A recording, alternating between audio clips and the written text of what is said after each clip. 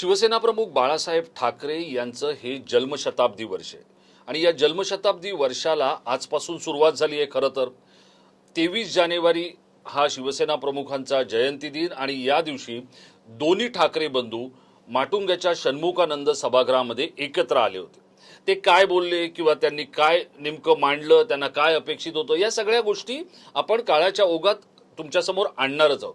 पण आज जन्मशताब्दी वर्ष सुरू होताना मी एका अशा व्यक्तीला तुम्हाला भेटवणार आहे की त्या व्यक्तीने शिवसेना प्रमुखांची मुलाखत घेतली आहे, शिवसेना प्रमुखांना जवळून पाहिलेलं आहे, उद्धव ठाकरे यांच्याबरोबर त्या व्यक्तीनं काम केलंय, त्याचबरोबरीने उद्धव ठाकरे यांना ती व्यक्ती नीट ओळखते आणि राज ठाकरे यांच्याबद्दल त्या व्यक्तीचा अभ्यासही उल्लेखनीय आहे.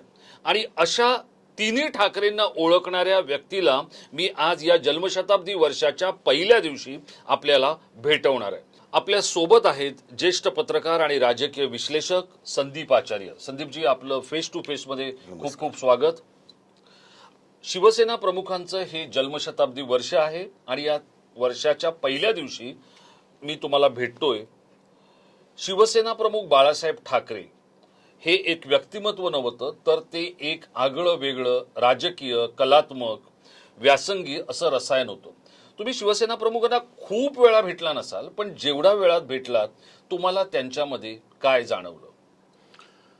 बाळासाहेबांची अनेक वैशिष्ट्ये आहेत. एक तर खऱ्याला खरं म्हणणं, स्पष्ट वक्तेपणा, पोटात एक ओठात एक असा बाळासाहेबांच्या बाबतीत कधीच प्रकार नव्हता. कायम ते स्पष्ट राहिले, भूमिकांवर ठाम राहिले, ज्या भूमिका घेतल्या त्यांचं समर्थन केलं. त्यांचे दोन्ही हात उघडे होते, मोकळे होते. मराठी माणूस हा त्यांचा केंद्रबिंदू होता. महाराष्ट्रासाठी, मराठी माणसाच्या हितासाठी त्यांनी प्रचंड सुरुवातीपासून संघर्ष केला. वाचन त्यांचं चौफेर होतं, आकलनशक्ती अफाट होती. त्यांच्यामध्ये खरं म्हटलं तर प्रचंड गुण होते आणि शब्दाला जागणारा माणूस. म्हणजे संजय दत्तच्या वेळेला सगळ्यांनाच आठवत असेल, फार मोठं विरोधात वातावरण होतं, तरी संजय दत्तचं समर्थन केलं. अशा अनेक घटना असतील की ज्यावेळेला त्यांनी एखाद्याच्या पाठीमागे उभे राहिले तर बाळासाहेब ठामपणे उभे राहिले. मग कलावंतांना मदत करणारे असोत, साहित्यिकांना मदत करणारे असोत, चौफेर व्यक्तिमत्व असलेले एक माणूस म्हणजे बाळासाहेब ठाकरे असं म्हणता येईल आपल्याला. त्यांच्यामध्ये अनेक असाधारण गुण होते आणि मुळात एक असं होतं की मराठी माणूस हा त्यांचा केंद्रबिंदू, केंद्रस्थान होतं त्यांचं. आणि मराठी माणसाच्या भल्यासाठी त्यांनी सातत्याने संघर्ष केला होता. महानगर पलवे त्यांचं मुळातच सुरुवातीपासूनचं म्हणणं होतं की 80% समाजकारण आणि 20% राजकारण. हे सगळं झालं म्हणजे हा तर गुजरा हुआ जमाना झाला. मला तुमच्याकडून जे हवंय ना ते आजपर्यंत कुठे न आलेलं, कारण सध्या तुम्ही इतके हॉटस्पॉटवर आहात की अनेकांना संदीप आचार्यांची मुलाखत करायची आहे. ते त्यांच्या यथाशक्तीने त्यांना प्रश्न विचारतात, तो त्यांच्या कौशल्याचा भाग आहे, त्यांच्या ज्ञानाचा भाग आहे. पण मला जे विचारायचंय ते मला झेपेल असं आणि सर्वसामान्यांना हवं असं मला तुम्हाला विचारायचंय. ज्या शिवसेना प्रमुखांनी मुलासारखं राज ठाकरेंवर प्रेम केलं ते राज ठाकरे आणि शिवसेना प्रमुखांचा राजकीय वारसदार किंवा त्यांच्या गादीचा खराखुरा वारसदार उद्धव ठाकरे, या दोघांशी तुमचं मैत्र आहे. या दोघांनाही तुम्ही नीट ओळखता. उद्धव ठाकरेंमध्ये तुम्हाला काय जाणवलं आणि राज ठाकरेंमध्ये तुम्हाला काय जाणवलं? अगदी स्पष्ट सांगायचं झालं तर साधारणपणे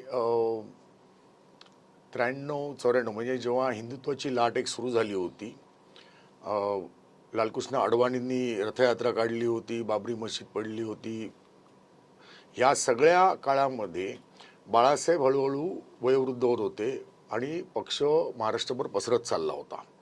अशा वेळेला ग्रामीण भागामधले जे अनेक काँग्रेसमधले असतील, राष्ट्रवादीमधले, मग तेव्हाची काँग्रेस, ही सगळी मंडळी प्रामुख्याने शिवसेनेकडे, बाळासाहेबांकडे आकृष्ट होत होती.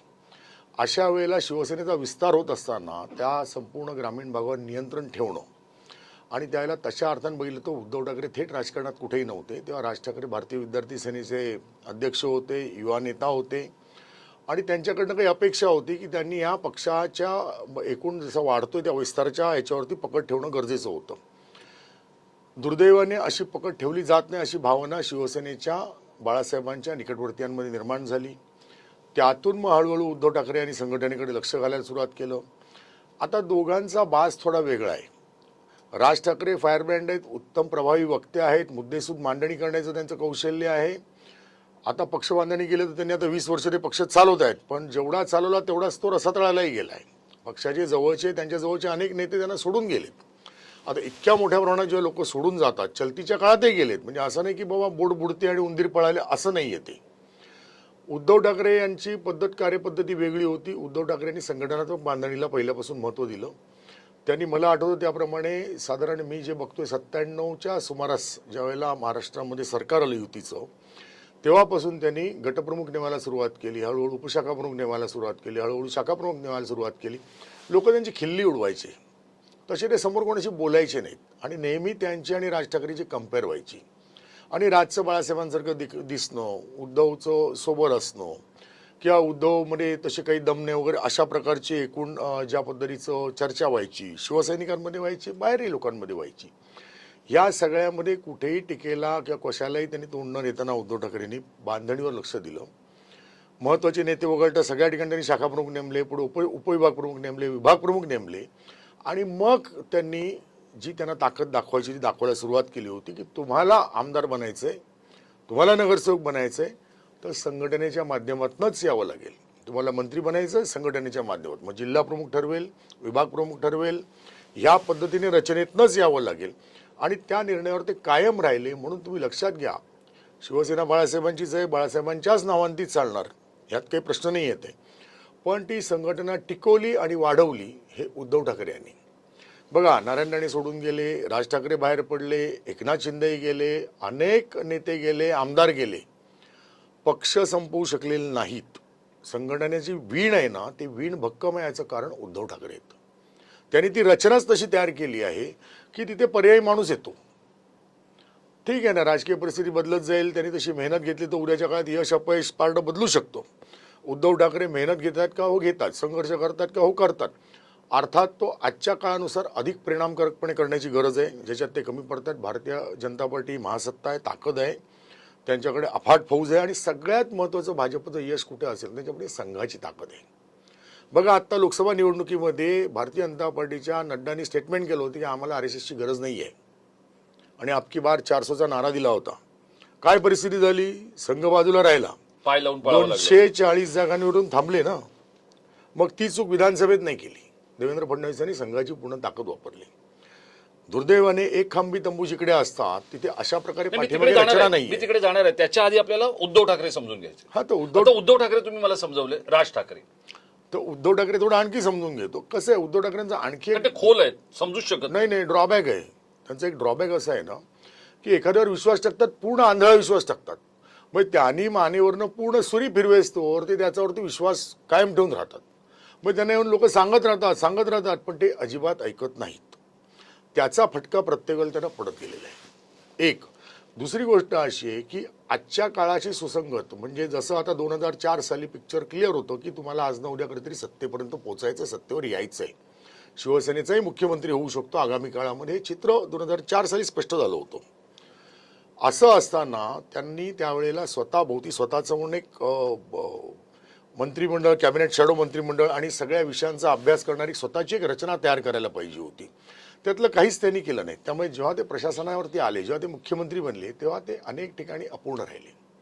असं आहे की आगामी काळात सुद्धा ह्या त्रुटी त्यांना दूर करता येऊ शकतात. महानगरपालिकेत त्यांचं व्हायचं काय की ठीक आहे, त्यांना प्रसिद्धीपासून ते कायम तसे दूर राहिलेले आहेत, पण महापालिकेमध्ये मी बघायचो दर महिन्याला महापौर बंगल्यावरती आयुक्त, अतिरिक्त आयुक्तांबरोबर ते बैठका घ्यायचे, काय काम चाललेलं आहे, कुठले कुठले प्रोजेक्ट कुठल्या टप्प्यावरचे, नियमित माहिती घ्यायचे, पण त्याची प्रसिद्धी त्यांनी कधी केली नाही. तर राज ठाकरेंचं कसं होतं की राज ठाकरेंना सुरुवातीपासून पक्षामध्ये संघर्ष करावा लागला, अनेक गोष्टी, अनेक आघाड्यांवर संघर्ष करायला लागला. त्यांना बाहेर जायच्या मागे अनेक कारणं होती, जे त्यांनी सांगितलं, माझ्या विठ्ठलाला बडव्यांनी घेरलो. म्हणजे अनेक गोष्टींचा तर मीही साक्षीदार आहे की राज ठाकरेंचा एखाद्या ठिकाणी कार्यक्रम, मुलुंडला कार्यक्रम आहे, तेव्हा मुलुंडमधल्या शाखा प्रमुखाला मेसेज जायचा की तुम्ही तिकडे जायचं नाही, किंवा उमेदवारीच्या बाबतीत असेल, अनेक बाबतीत, आणि त्या संदर्भात ते बाळासाहेबांशी बोलणं व्हायचं, वादविवाद व्हायचे. त्यातूनच पुढे असं आलं की बा ठीक आहे की दोघांमधली भांडणं वाढू नयेत, तर तुला काय पाहिजे. तर मग त्यावेळेला राज ठाकरेंनी नाशिकची निवड केली आणि नाशिक त्यांनी यशस्वीरित्या नाशिकमध्ये चांगलं काम करून दाखवण्याचा प्रयत्न केला. त्याचे कालांतराने फलंही दिसली. त्यांना नाशिकमध्ये स्वतःचा पक्ष काढल्यानंतर सत्ताही आली होती. पण राज ठाकरेंकडे अभाव आहे तो सातत्य आणि चिकाटीचा. असं आहे की मी कॉलेजमध्ये प्रवेश घेतला, ॲडमिशन घेतली आहे, पण मी वर्गात बसणार नाही, मी लेक्चरला जाणार नाही, मी अभ्यासच करणार नाही. आणि परीक्षेच्या दिवशी आता कसं परीक्षेला जाणार, पेपर कठीण आहे, तो बाबा तो हुशार आहे आणि मी पेपरलाच जायचं नाही. महाराष्ट्रामधल्या असं हे पक्ष शेवटी कार्यकर्त्यांवर वाढत असतो.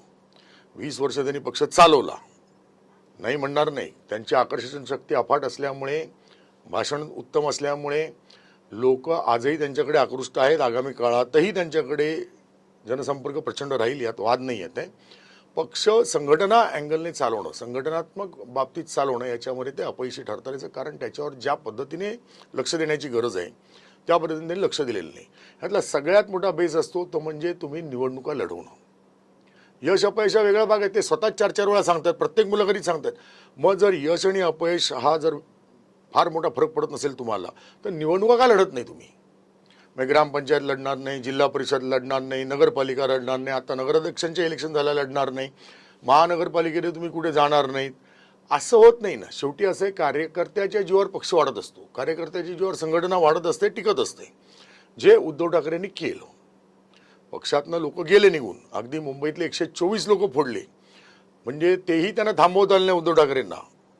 त्याची अनेक कारणं असू शकतील, त्याच्यात कधीतरी नंतर जाऊ शकतो आपण वेगळ्या पद्धतीने. पण एक तर बंड रोखणं, थांबवणं ही ताकद ठेवायला पाहिजे होती उद्धव ठाकरेंनी. जो शिवसेनेचा ओरिजिनल बाज होता, ताकद होती, दहशत होती, धाक होता, दरारा होता, जे काय म्हणाल ते. मला तुम्ही आता अगदी नेमक्या मुद्द्यावर आलात. मला संदीप आचार्य, तुम्हाला एक गोष्ट विचारायची आहे जी खरं तर कॅमेऱ्यासमोर कोणी विचारण्याचं धाडस नाही करणार. बघा, ज्या दिवशी श्रीधर खोपकर फुटले त्यानंतर शिवसेनेची सत्ता आणि ते सगळं ठाण्यात जे नाट्य घडलं, त्यानंतर त्यांचा मर्डर झाला. त्यांच्या एका खुनाने प्रचंड आनंद दिघे ह्या नावाची दहशत झाली.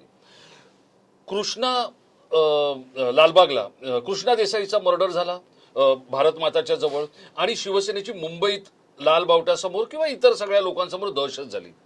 मला एक तुम्हाला प्रश्न विचारायचा आहे, कारण तुम्ही स्वतः, आपल्या प्रेक्षकांना माहीत नसेल पण अत्यंत उत्तम दर्जाचं बॉक्सिंग खेळणं, स्वतःची बुलेट अगदी इथून नरिमन पॉइंट पर्यंत नेणं, आणि खेळ आणि खेळाडू यांच्यावर विशेष प्रेम असलेलं व्यक्तिमत्व म्हणजे संदीप आचार्य.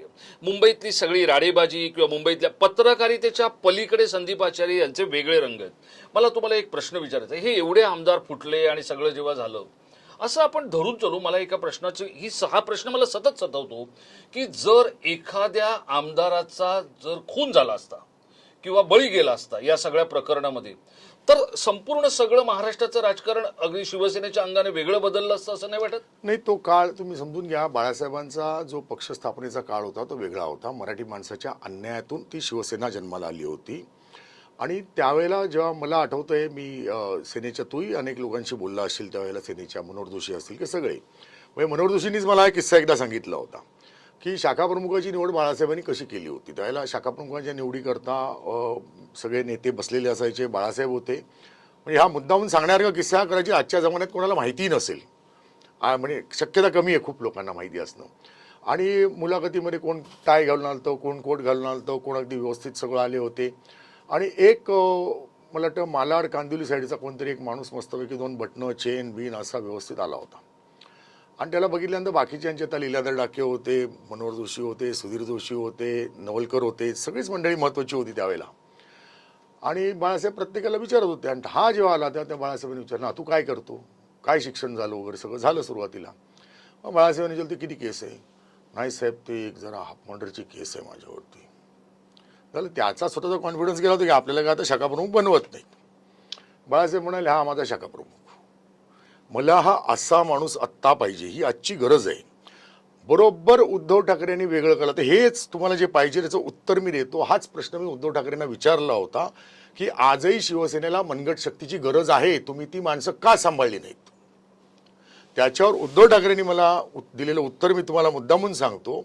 हे इंटरेस्टिंग आहे. मला वाटतं मी याच्यापूर्वी कुठे बोललोय की नाही मलाही माहित नाही, कारण ते काढणारच लोक तुम्हाला भेटले नसतील. नाही तसं नाही.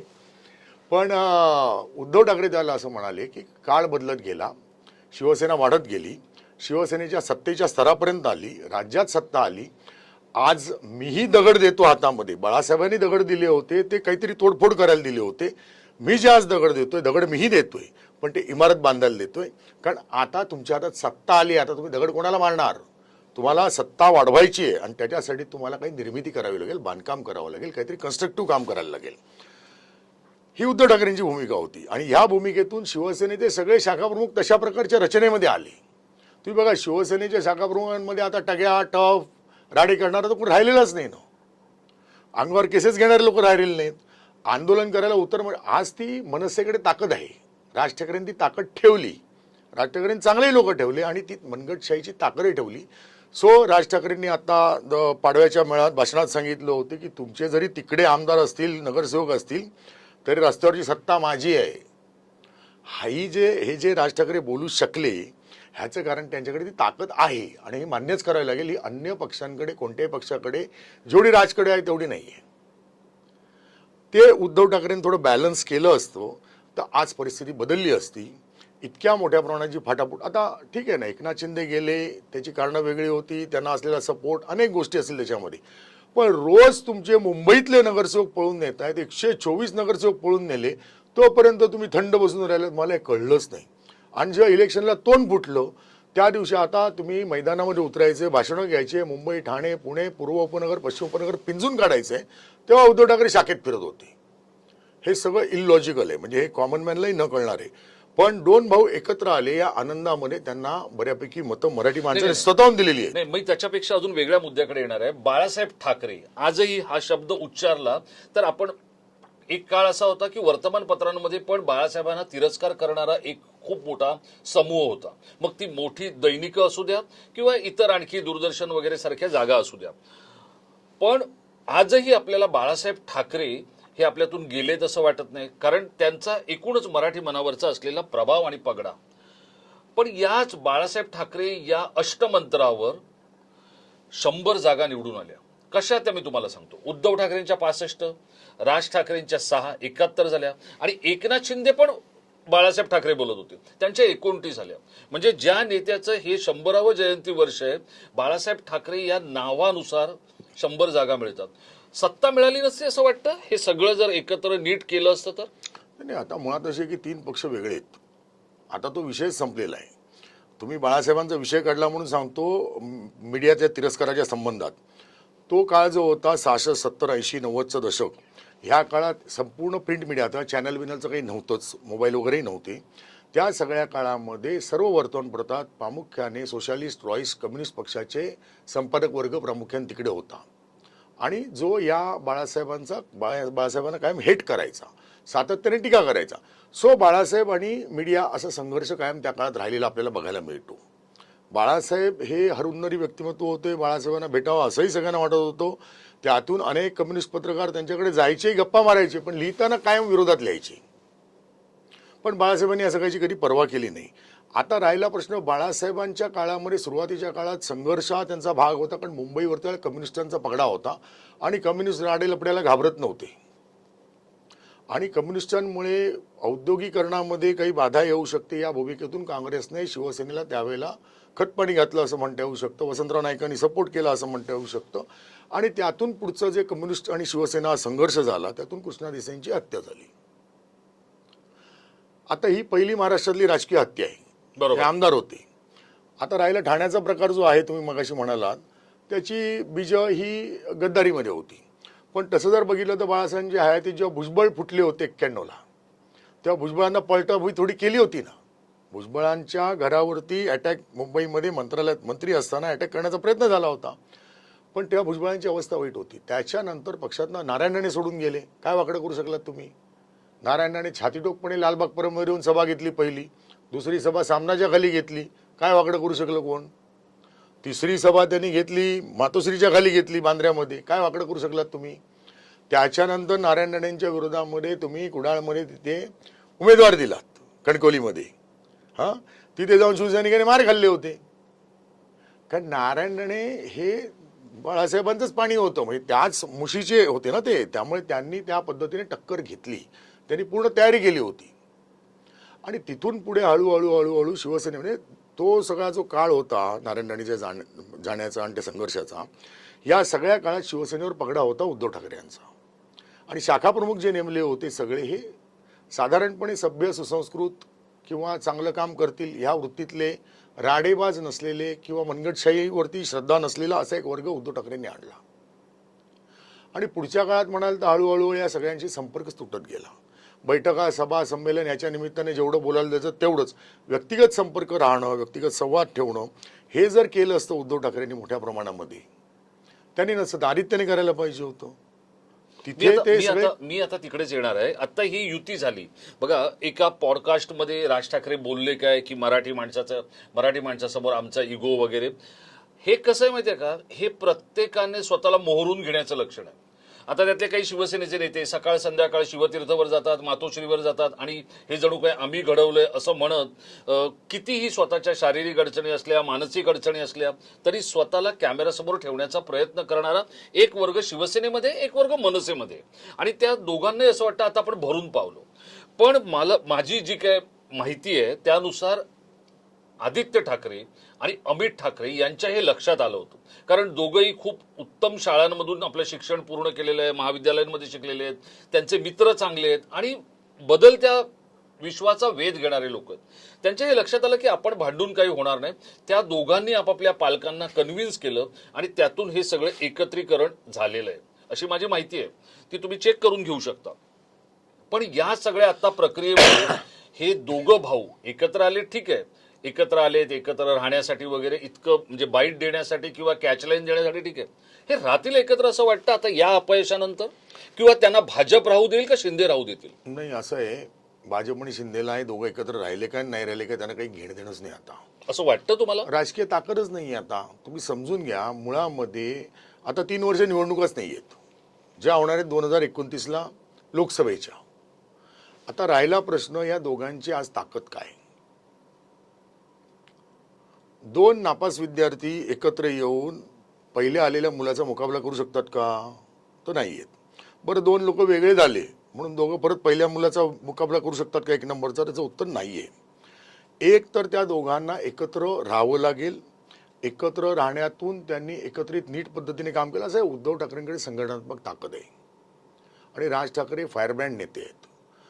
ते आजही फिरले तर महाराष्ट्रामध्ये बरंच काही बदलू शकतात, बोलू शकले तर. ते यावेळेला का देवेंद्र फडणवीसांबरोबर बोलले नाहीत, का सरकारवर बोलले नाहीत, का सरकारमधल्या मंत्र्यांच्या भ्रष्टाचारावर बोलले नाहीत, का मंत्र्यांच्या मुलांच्या भ्रष्टाचारावर बोलले नाहीत, का अजित पवारच्या मुलाच्या भ्रष्टाचारावर बोलले नाहीत, का ठाण्यात येऊन एकनाथ शिंदेच्या विरोधात एक शब्द पण बोलले. देवेंद्र फडणवीस फक्त बसलेले मुख्यमंत्री तेवढंच बोलून ते गप्प बसले. हे ना कळण्याच्या पलीकडे आहे मला. महाराष्ट्रामध्ये, मुंबईमध्ये तुम्ही बघा, महाराष्ट्रामध्ये NCRBचा रिपोर्ट काढून बघा, 37,000 मुली महिला गायब आहेत. मुंबईमध्ये 11,000 मुली महिला गायब आहेत. आज शेतकऱ्यांच्या हव्या तेवढ्या आत्महत्या होत आहेत. राज्यामध्ये मंत्र्यांच्या कडे नोटा सापडल्याचे व्हिडिओज आलेले आहेत, आमदारांकडे नोटांच्या गड्ड्या सापडलेले व्हिडिओ आलेले आहेत. असंख्य गोष्टी आहेत आणि अनेक भ्रष्टाचार, ज्यांच्यावर भ्रष्टाचाराचे आरोप केले, ज्यांच्यावर ईडी लावल्या भाजपने, त्या सगळ्यांना मंत्री केलं, आमदार केलं. केवढं रान पेटवायला पाहिजे होतं. तसं बघितलं तर मुख्यमंत्र्यांच्या विरोधात मी अशा अर्थानं म्हणतो देवेंद्रच्या, की भारतीय जनता पार्टीची स्ट्रॅटेजी कायम राहिली आहे. त्यांनी कायम सत्तेतल्या नंबर 1 माणसाला टार्गेट केले. म्हणजे त्यांनी सातत्याने शरद पवारांना टार्गेट केलं होतं. ते 2 नंबर 3 नंबर 4 नंबरच्या माणसाला टार्गेट करत नव्हते किंवा पक्ष नाव घेत नव्हते. ते थेट अटॅक करायचे ते मुख्यमंत्र्यावरती. म्हणजे शरद पवार असतील, विलासराव असतील, जे कोण होते त्यांच्यावर ते अटॅक करायचे. मग हे दोघं किंवा खास करून राज ठाकरे या संपूर्ण महापालिकेच्या ह्याच्यात त्यांच्याकडे 4-5 महिने होते. कुठंच काही नाही बोलले. का? इव्हन त्यांनी चॅनलला शेवटच्या टप्प्यात दिलेल्या मुलाखतीत सुद्धा शेवटी तर असं व्हायचं की चॅनलवाल्यांना विचारावं लागायचं, मग तुम्ही ते सेनाभवनमध्ये गेलात, तुम्हाला कसं वाटलं? कारण ते मुद्द्याचे प्रश्न विचारले की राज ठाकरे म्हणायचे की मी ते शिवाजीपार्कच्या सभेत बोलीन. मग माझ्या चॅनलवाल्यांनी मुलाखती घेतल्या का हाच मला प्रश्न पडतो. मग त्यांनी खरं ते बंद करून निघून जायला पाहिजे होतं. तेही धाडस त्यांच्यामध्ये नव्हतं. आणि मग सेनाभवनमध्ये गेल्यानंतर ते जुनं सेनाभवन नव्हतं. मग त्याच्यावरतीच फक्त ऐकण्यामध्ये सगळा चॅनलवाल्यांचा वेळ गेला. हाताला काय लागलं? काही नाही लागलं. पण हे बघा, जेव्हा व्यक्तिगत नेत्यांची कामं व्यक्तिगत पातळीवर होत असतात, सरकार किंवा सत्ताधारी करत असतात, त्यावेळेला तुटून पडण्याचा किंवा काही गोष्टी करण्याचा प्रश्नच येत नाही. आता कसं आहे की विरोधात बोललं, देवेंद्र फडणवीस ज्यावेळेला प्रदेशाध्यक्ष होते आणि म्हणजे मुख्यमंत्री व्हायच्या 1.5 वर्ष आधी त्याने एखाद्या PI ची पण बदली करून घेतली नाहीये. मी अत्यंत विश्वासानं, मी काय देवेंद्र फडणवीसांच्या कॅम्पमधला माणूस नाहीये, पण तेव्हा सत्ता त्यांची नव्हती. मग सत्ताधाऱ्यांना की याची बदली करा, याला इकडे नेमा, त्याला तिकडे नेमा, त्याला हे द्या, त्याला ते द्या, हे सांगण्यासाठी पण ते मंत्रालयात गेले नव्हते. तर हे जे धाडस आहे हे ठाकरे बंधू दाखवू शकत नाहीत किंवा ते तेवढं सोहळं जपू शकत नाहीयेत. त्याचा काही संबंध नाही याच्याशी. तुम्ही विरोधी पक्षात आहात, विरोधी पक्षाची भूमिका कडवटपणे बजवायला पाहिजे होतं. मला आठवतं शिवाजी पार्कची राज ठाकरेंची अनेक भाषणं, तुलाही ती आठवत असतील. सक्षम विरोधी पक्ष म्हणून मी महाराष्ट्रामध्ये उभा राहीन, आज दुसरा कोण नाहीये.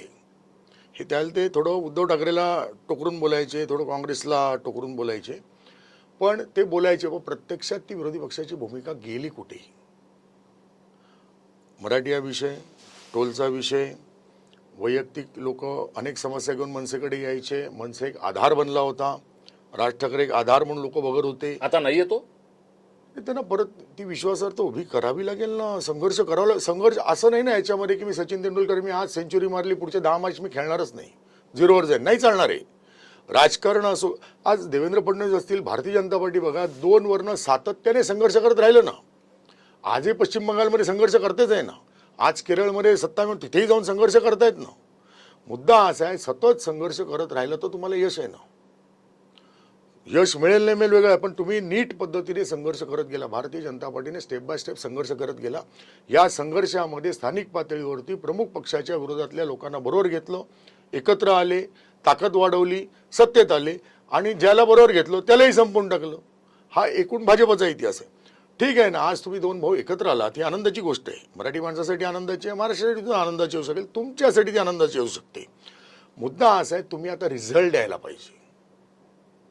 तुम्ही एकत्र आला, फॅमिली फोटो झाले, सगळं झालं. महापालिकेमध्ये तुम्हाला मुंबईत मतदान झालं, महाराष्ट्रात झालेलं नाही. ठाणा बाजूलाच आहे. बाळासाहेबांचं ठाणं होतं आणि ठाण्याचे बाळासाहेब होते. मनसेला एकही जागा मिळालेली नाही, मागच्याही महापालिकेत मिळाली नव्हती. तुम्ही लक्षात घ्या. ह्याचं कारण काय, त्याचंही त्याने आत्मपरीक्षण करावं लागणार आहे. जे नाशिक तुमचं होतं, काय मनसेची अवस्था आहे, पुण्यात तुमची काय अवस्था आहे, 27 नगरसेवक होते तुमची. बाकी महाराष्ट्रातल्या महापालिका तुमच्या खिसगंटीतच नाही आहेत. मग तरी शाहरुख खान असो, अदानी असो किंवा अंबानीची पोरं असो, ही राज ठाकरेंना का भेटतात असं तुम्हाला वाटतं? नाही, राज ठाकरेंकडे एक आकर्षण शक्ती आहे आणि मुंबईचं म्हणून स्वतःचं पोटेन्शियल आहे. आणि किती नाही म्हटलं तरी राज ठाकरेंचा एकूण करिश्मा, सिस्टीमवरती क्षणार्धात नियंत्रण आणण्याची ताकद आणि तशा अर्थानं बघितलं तर सत्तेतल्या लोकांशी सगळ्यांशी त्यांचे असलेले चांगले संबंध आणि बाळासाहेबांच्या काळापासून एक असलेला पारिवारिक संबंध आणि ठाकरे या नावाचं एक वलय, अनेक गोष्टी आहेत. राज ठाकरे स्वतः कॅरिस्मॅटिक आहेतच, यात वादच नाही येते. उद्धवकडे भेटायला जातात लोक, राज ठाकरेंकडे येतात, फिल्म इंडस्ट्रीतले येतात, सगळेजण येतात. आणि राज ठाकरेंचं एक सगळ्यात मला जे वैशिष्ट्य दिसलं, जे मला जाणवलं, ते समोरच्या माणसाशी त्याच्या लेवलला जाऊन बोलू शकतात. हा त्यांचा सगळ्यात मोठा गुण आहे. म्हणजे जर अंबानी आले तर ते अंबानींची त्यांच्या पद्धतीने त्यांच्या लेवलला जाऊन बोलतील. तेच एखादा राजकीय नेता आला तर त्याच्यावर त्या पद्धतीने ते बोलू शकतात. एखादा कलावंत आला तर कलेच्या अनुषंगाने ते बोलू शकतात. एखादा साहित्यिक आला, साहित्याचंही वाचन त्यांचं अफाट आहे, वाचन अफाटच आहे राज ठाकरेंचं. म्हणजे आजच्या काळात सुद्धा ते अखंड वाचत राहतात. लोक म्हणतात ते संध्याकाळी चित्रपट बघत असतील. प्रश्न असा, त्यांचं वाचन पण आहे ना सातत्याने, वाचन आहे, आकलन आहे, विनोदबुद्धी आहे, हजरजवाबीपण आहे, त्यांच्याकडे अनेक चांगले गुण आहेत. पण ह्या गुणांचा पूर्ण ताकदीने पक्षच काढलाय तर पक्षाच्या अँगलने काम करायलाच पाहिजे ना तुम्ही. नाही, ठीक आहे, हा पक्ष काढलाय तर पक्षाच्या निमित्ताने काम करायला पाहिजे, मला मान्य आहे. या निवडणुकीच्या निकालाने गेली 40 वर्ष मुंबई महानगरपालिका पाहणारा संदीप आचार्य या ठाकरे ब्रँड म्हणा किंवा ठाकरे फॅकल्टीमुळे जे काही यश अपयश मिळालं, तुम्ही निराश झालात का? म्हणजे माझ्या अशा निराशेचा प्रश्न नाही येत आहे नाही, महाराष्ट्रामध्ये. कारण मी पुढचा मला त्याला जोडून हा ना, प्रश्न विचारा असा आहे, ना. नैराश्याचा फटका किंवा नैराश्य लाटेचा फटका हा उद्धवला जास्त बसलाय की राजला? दोघांनाही बसायला पाहिजे. तुमच्या मते कोणाला बसलाय? नाही, असं आहे बघा, राज ठाकरे, कारण आता 8 दिवस झाले जवळपास, हा ना, निकाल ठीक आहे. लागून 8 दिवस झाले. राज ठाकरेकडे मुळातच काही नव्हतं. राज ठाकरेंकडे एकच नगरसेवक होता, तोही तोही नसल्या जमा होता. त्यावेळी शून्यातनं राज ठाकरे 6 वरती आलेत आणि एकूण चित्र असं म्हणजे होतं. 600% यश झालं. ठीक आहे. आणि उद्धव ठाकरेंचं म्हणाल तर उद्धव ठाकरेंचे इतके नगरसेवक पळवले गेल्यानंतर सुद्धा त्यांनी 65 नगरसेवक निवडून आणले. हा त्यांच्या दृष्टीने थोडा उभारी देणारा भाग आहे. पण तरी मुंबईची सत्ता गेली, 2 ठाकरे एकत्र आल्यानंतर गेली. हा नाही म्हटलं तरी एक नैराश्याचं म्हणता येणार नाही, पण एक चिंतेचा त्यांच्या दृष्टीने निश्चित विषय राहू शकतो. कारण आता असं नाही, एकदा गेलेली सत्ता पुन्हा मिळवण्याकरता अफाट संघर्ष करण्याची तयारी पाहिजे. तो केल्याशिवाय पुन्हा ती सत्ता मिळणार नाही. आता आहे 2029चं इलेक्शन, 5 वर्ष पुढे इलेक्शन नाही आहे. तेव्हा उद्धव ठाकरे साधारणपणे माझ्या माहितीप्रमाणे 5 वर्षानंतर 73-74 वर्षाचे होतील, 60चा जन्म आहे त्यांचा. राज ठाकरे 63 वगैरेमध्ये येईल. आता पुढच्या जनरेशनचे लोक किती ताकदीने त्याच्यामध्ये उतरत आहेत, ते कशा प्रकारे संघर्षात साथ देत आहेत, पक्ष बांधणी परत नव्याने मजबूत करू शकतायत का. बरं असं आहे की मला जे दिसतंय त्याप्रमाणे सत्ताधारी पक्ष म्हणजे भारतीय जनता पार्टी आणि त्यांचे अलाइड मित्र हे तुम्हाला रोज फुलटॉस चेंडू देत आहेत मारायला, रोज त्यांची भ्रष्टाचाराची प्रकरणं मंत्र्यांची बाहेर येत आहेत, असंख्य भानगडी येत आहेत. म्हणजे माणिकराव कोकाटेंचा कोर्टाने निर्णय दिल्यानंतर अत्यंत नाईलाजाने राजीनामा दिला. तुम्हाला कोणी अडवलं होतं मंत्र्याला धडका द्यायला? प्रत्येक वेळेला काही दगड मारून केसेस घ्यायला पाहिजे अशी काही गरज नाही आहे. तसं भारतीय जनता पार्टीने केलं नाही. डॉलर 58चा 60 गेल्यावर देश डोक्यावर घेतला होता. गॅस सिलेंडर 45चं 55 झाल्यावर ते देश डोक्यावर घेतला होता. अडाळी थोड्याशा वाढल्यानंतर देश डोक्यावर घेतला होता. तुम्हाला कोणी रोखलं सतत आवाज जनतेचा उठवायला? एक वातावरण निर्मिती करण्याची गरज असते, जी त्यांनी सातत्याने करणं गरजेचं आहे. बघा, उद्धव ठाकरे जेव्हा देवेंद्रबरोबर सत्तेवर होते ना, मला खूप गंमत वाटते. सत्तेत असताना ते रोज देवेंद्रच्या विरोधात किंवा भारतीय जनता पार्टीच्या विरोधात रोज टीका करायचे. कधी घंटा बडव, कधी ते थाळी वाजव, असंख्य त्यांनी काय काय केले होते ना उपक्रम. मग आता का करत नाहीत? इथे तर रोज मंत्र्यांची भानगडी येत आहेत. आता गोगावलेंचा मुलगा सापडत नव्हता, एका शब्दाने यातले कोण काय बोलले होते का? हो, का बोलले नाहीत? अजित पवारांच्या मुलाचा 1800 कोटीचा घोटाळा अजूनही गुन्हा दाखल होत नाही. एका शब्दाने कोणी बोलतंय का? का बोलत नाही? असे असंख्य गोष्टी आहेत, म्हणजे अनेक आहेत. म्हणजे एकनाथ शिंदेचे असतील, राष्ट्रवादीचे असतील, भारतीय जनता पार्टीच्या अनेक मंत्र्यांवरती आरोप प्रत्यारोप होत आहेत. या सगळ्याचा फायदा घेऊन तुम्ही तुटून पडायला पाहिजे. या सगळ्या निवडणुकीमध्ये आता तुम्ही एकनाथ शिंदेचा उल्लेख केला म्हणून एकनाथ शिंदेचा जो परफॉर्मन्स होता तो सुद्धा घटलाय. बघा, याच्या आधी त्यांचा स्ट्राईक रेट खूप सुंदर होता लोकसभेला, त्यानंतर विधानसभेला त्यांनी चांगली कामगिरी केली होती. आता पक्ष बांधणं, संघटन वगैरे या सगळ्या गोष्टींवर आपण बोलतोय. या निवडणुकीमधला एकनाथ शिंदेचा परफॉर्मन्स तुम्हाला कसा वाटला? उत्तम प्रश्न आहे. ह्या प्रश्नाची खरं वाटच बघत होतो मी. तुम्ही समजून घ्या, एकनाथ शिंदे ठाकरे नाहीत. ते शिवसेनेतून बाहेर पडले, मग त्याला तुम्ही गद्दार म्हणा, फुटले म्हणा, बंड म्हणा, काय म्हणायचं ते म्हणा. मुद्दा असा आहे तो की ते ठाकरे नाहीत. 40 आमदार भारतीय जनता पार्टीच्या सपोर्टवरती घेऊन फुटून ते मुख्यमंत्री बनले. त्याच्यानंतर जनतेकरता दरवाजे वर्षाचे कायम त्यांनी उघडे ठेवले. असे लोकांमधला माणूस आहे. आणि आत्ता सगळ्याचा इलेक्शन आणि स्ट्राईक रेटचा तुम्ही जे म्हणताय ना, प्रत्येक वेळेला त्यांनी शिवसेनेपेक्षा म्हणजे उद्धव ठाकरेंपेक्षा सातत्याने यश मिळवले. आत्ता राज्यात 2 नंबरचा पक्ष त्यांचा आहे. म्हणजे अजित पवार, शरद पवारांची विण तर कधीपासून आहे, किती वर्ष ते राजकारणात आहेत, पण तेही 3ऱ्या नंबरला गेले. तुम्ही समजून घ्या याच्यातला भाग. महानगरपालिका निवडणुका, 29 महानगरपालिका निवडणुकींमध्ये राज ठाकरे, उद्धव ठाकरे फक्त मुंबईवर कॉन्सन्ट्रेट केलं होतं. एकनाथ शिंदेना सर्वच महापालिका कॉन्सन्ट्रेट करायचं होतं, MMR रिजन कॉन्सन्ट्रेट करायचं होतं. आणि सर्वात महत्त्वाचा भाग म्हणजे ठाणे जिल्ह्यातल्या आणि MMR मधल्या सगळ्या जागांवरती भारतीय जनता पार्टीशी टक्कर घ्यायची होती. म्हणजे एकाच वेळेला त्यांना ठाकरे बंधूंची टक्कर घ्यायची होती आणि दुसऱ्या वेळेला भारतीय जनता, दुसऱ्या बाजूला भाजपशी पण टक्कर घ्यायची होती. जरी भाजप बरोबर असला तरी भारतीय जनता पार्टीची कूटनीती आहे ते आता ते उघडच आहे. म्हणजे त्यात काही नवीन काही नाही आहे. भारतीय जनता पार्टी एकनाथ शिंदेना घेणारच, हे स्वाभाविकच आहे. आज नाही, उद्या नाही, परवा नाही, घेरतच राहणार आहे. तर या दोघांची टक्कर देऊन त्यांनी 399 नगरसेवक आणलेत.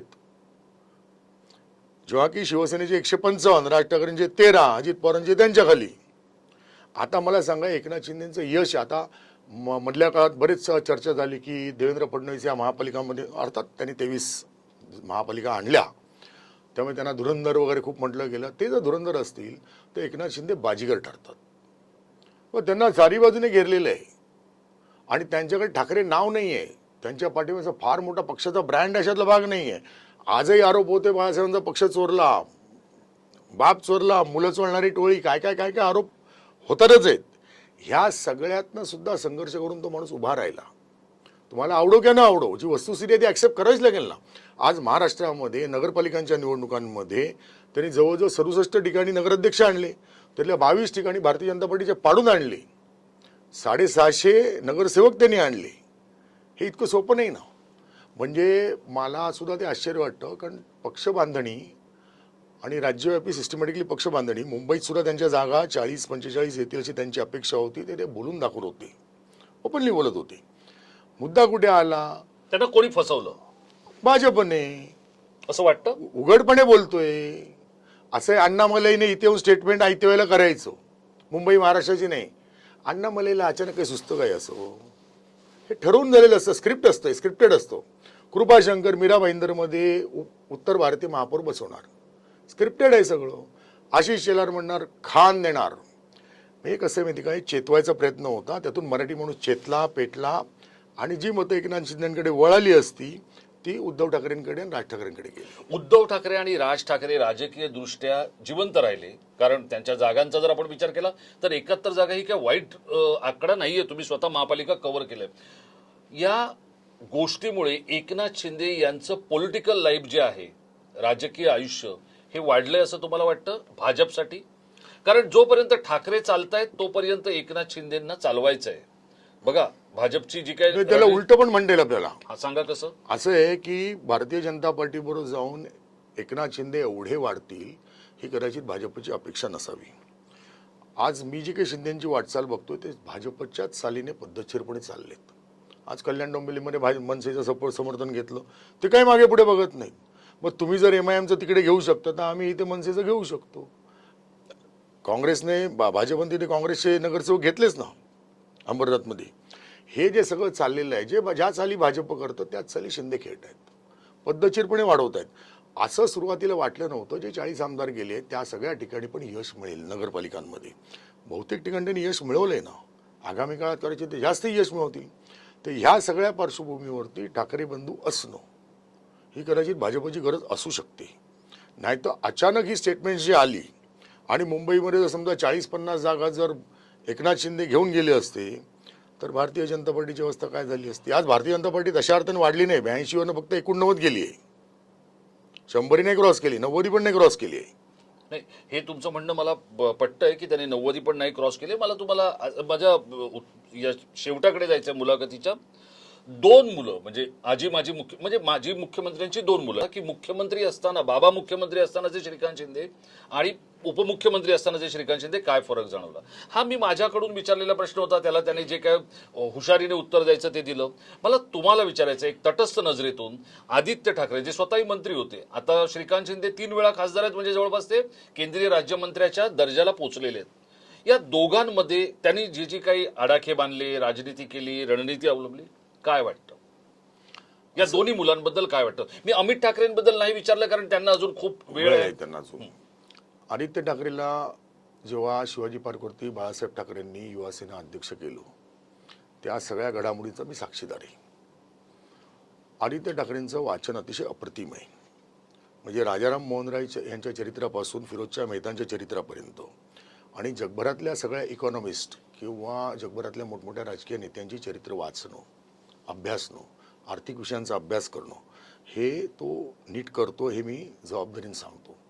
दुसरी गोष्ट, विषयांचं त्याचं आकलन चांगलं आहे. दावोसला जेव्हा आदित्य गेला होता तेव्हा तुलनेमध्ये तो खूप नवीन होता, तरी दावोसला त्याने दिलेल्या मुलाखती बघा, किंवा आजही त्याने मुंबईच्या संदर्भामध्ये विकास आराखडा जो काही मांडला होता, मुंबई शिवसेनेने काय केले, ज्या पद्धतीने मांडणी केली, ही मांडणी त्याची अप्रतिम आहे.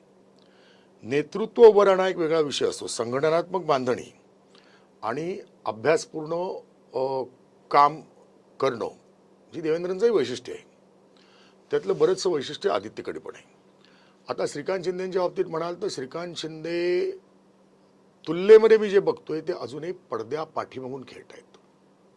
कल्याण डोंबिवलीवर ठीक आहे, पण जी माझी माहिती आहे की आज जे काही मुंबईमध्ये यश मिळण्यामध्ये रोल आहे, मग फक्त माणसं फोडली असं नाही आहे.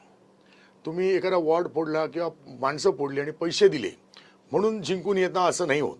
त्याच्या पाठीमागे बरीच गणितं करावी लागतात, बरीच मेहनत घ्यावी लागते. आणि त्याच्या कुठेही बातम्या आलेल्या नाहीत, मला माहिती आहे म्हणून मी सांगतो जबाबदारीने. महिन्याला शिंदेकडे जी माणसं एकनाथ शिंदेच्या शिवसेनेकडे गेली होती, नगरसेवक असतील, विभाग प्रमुख असतील, उपशाखा प्रमुख असतील, शाखा प्रमुख असतील, जे कोणी गेले असतील, त्यांची वॉर्डनिहाय, मतदारसंघनिहाय दर महिन्यातनं 4 वेळा बैठका व्हायच्या, नियोजन व्हायचं, बूथ वाईज काम चालू असायचं. त्यामुळे त्यांना मुंबईत यशाची हमी होती. आणि याचं नियंत्रण नियोजन श्रीकांत शिंदे करत होते. 8 महिन्यापूर्वी एकदा नंदनवनला मला त्यांचा भेटण्याचा योग आला होता. एका कार्यक्रमाच्या निमित्ताने आमची भेट झाली होती आणि त्यावेळेला ते मला म्हणाले, त्यांच्याकडे कोणी VIP आले होते, मला म्हणाले थोडं आतल्या कॉन्फरन्स रूममध्ये आपण बसाल का. तर कॉन्फरन्स रूममध्ये त्यावेळेला मुंबई महानगरपालिकेचं प्रेझेंटेशन करणाऱ्या 3 संस्था येऊन बसल्या होत्या. ही 8-9 महिन्यापूर्वीची गोष्ट आहे. म्हणजे बरं, हे सगळं श्रीकांत शिंदे स्वतः नियंत्रित करत होते, ते स्वतः बघत होते. ह्याचा अर्थ ते पडद्यावर, आणि त्यांच्याकडे तो स्टॅमिना आहे ना दिवसरात्र काम करण्याचा, लोकांमध्ये जाण्याचा. आदित्यचा ड्रॉबॅक कुठला असेल तर आदित्य तशा अर्थाने लोकांमध्ये जो जायला पाहिजे, मीडियामध्ये यायला पाहिजे. आता बघा, भारतीय जनता पार्टीला मानणारा आणि न मानणारा असेही काही पत्रकारांचे ग्रुप आहेत किंवा मीडियामध्ये असतील, लोकांमध्ये असतील. तर तुम्ही या सगळ्यांना भेटलं पाहिजे ना, बोलवलं पाहिजे ना, समजून घेतलं पाहिजे ना. तर या सगळ्यामध्ये उद्धव ठाकरे, आदित्य ठाकरे कमी पडतात. राज ठाकरे तर अलीकडच्या काळात कोणाला भेटत नसल्याचीच माझी माहिती आहे. फारसे गेले कित्येक महिने ते साधारण फारसे कोणाच्या टचमध्ये नव्हते असं एकूण चित्र दिसतंय मला. त्या पार्श्वभूमीवर देवेंद्र फडणवीस सिस्टमॅटिकली लोकांना भेटत तिकडे येणार होते. आहे. माझा शेवटचा प्रश्न आहे, या संपूर्ण महानगरपालिकेच्या निवडणुकांमध्ये आधी लोकसभा जिंकली, म्हणजे तिथे खूप सुंदर परफॉर्मन्स केला, विधानसभा जिंकली, सलग 5 वेळा राज्याचा मुख्यमंत्री वगैरे, हे सगळं. देवेंद्र फडणवीस आणि सत्ता आणि त्यातलं यश, संक्षिप्त स्वरूपात काय सांगाल? असं आहे, देवेंद्र फडणवीस सर्व काळ जितक्या त्यांच्या सभा बघा, विकासाचा मुद्दा घेऊन गेले. जिथे राजकारण करायचं तिथे भारतीय जनता पार्टीने हिंदुत्व आणलंय, मराठी आणलंय, MIM आणले, जे काय आणायचं ते सगळं आणले राजकारण म्हणून. पण व्यक्तिशः देवेंद्र फडणवीस हे विकासाचं मॉडेल घेऊन चालणारा माणूस आहे. महाराष्ट्राचा त्यांना विकास करायचा आहे, ताकदीने विकास करायचा आहे, वेल प्लॅन्ड विकास करायचा आहे. आणि त्यांच्याकडे त्या संदर्भातल्या डिग्र्या पण आहेत, अभ्यास पण आहे, आणि आता अनुभव पण म्हणजे जो काही पुरेसा असल्यामुळे आगामी काळामध्ये महाराष्ट्राचा औद्योगिक विकास करण्याच्या दृष्टीने ते ठोस काही करू शकतील असं एक चित्र आहे आजच्या घडीला. आणि हे कशाच्या आधारावर मी बोलतोय तर त्याच्यासाठी त्यांनी वॉर रूम जी बनवली, मुख्यमंत्री वॉर रूम, जी मागच्याच टप्प्यात बनवली होती, त्याला अधिक व्यापक स्वरूप त्यांनी दिलेलं आहे. मग त्याच्यामध्ये पर्यावरण विषय वेगळे ठेवलेत, औद्योगिक किंवा हे जे आता मेट्रो मोनो जे मोठे प्रोजेक्ट्स आहेत त्यांचं एक वॉर रूम वेगळी आहे. आणि आता हेल्थच्या अँगलने आगामी काळात आरोग्याचाही प्रश्न महाराष्ट्राच्या दृष्टीने महत्त्वाचा आहे, त्याही दृष्टीने वॉर रूम करण्याची रचना त्यांनी आता सुरू केलेली, त्याच्यावरती त्यांचं काम चालू आहे.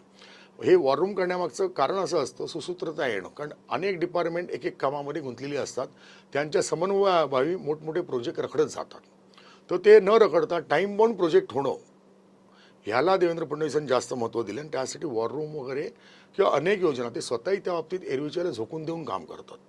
आणि त्यामुळे असं आहे की विकासाचं चित्र जर ते पुढे नेऊ शकतील तर त्यातून महाराष्ट्राचं भलं होईल, पक्षाचंही त्यांचं भलं होईल, आणि लोकांचंही भलं होईल, सगळ्यांचंच भलं होईल. हे आहेत संदीप आचार्य. देवेंद्र फडणवीस यांना धुरंधर असतानाचा जो रोल आहे तो त्यांनी आपल्याला विशद करून सांगितलाय. त्याच वेळेला ठाकरे मुंबईत टिकावे असं भाजपला वाटतंय, ही एक पडद्यामागची गोष्टही त्यांनी आपल्याला सांगितली. अनेक इंटरेस्टिंग गोष्टी आपण त्यांच्याबरोबरच्या या चर्चेतून समजून घेतलेल्या आहेत. या संपूर्ण मुलाखतीबद्दल आणि त्यातल्या गुणात्मक मूल्यांबद्दल आपल्याला काय वाटतंय हे आपण आम्हाला जरूर कळवा. संदीपजी, आपले खूप खूप आभार. अत्यंत महत्त्वाची माहिती, महत्त्वाचे मुद्दे आणि गोष्टी तुम्ही आमच्या प्रेक्षकांसमोर मांडलं, त्याबद्दल तुम्हाला खूप खूप धन्यवाद. आपल्याला या मुलाखतीबद्दल जे काही वाटत असेल ते आपण संक्षिप्त स्वरूपामध्ये आणि संसदीय शब्दांमध्ये आम्हाला जरूर कळवा. आपण कळवलेले मुद्दे हे यथावकाश संदीप आचार्यांपर्यंत आम्ही पोहोचवू आणि त्यातून नवीन काहीतरी आणखी एक वेगळं तुमच्या समोर घेऊन येण्याचा नक्की सकारात्मक प्रयत्न करू. आपण कुठेही जाऊ नका. टाइम महाराष्ट्र बरोबर सतत आपण जोडलेले आणि जुळलेले राहा. आपलं प्रेम दिवसागणिक वाढतंय, ते असंच वाढवत न्या. तूर्त इथेच थांबतो. धन्यवाद.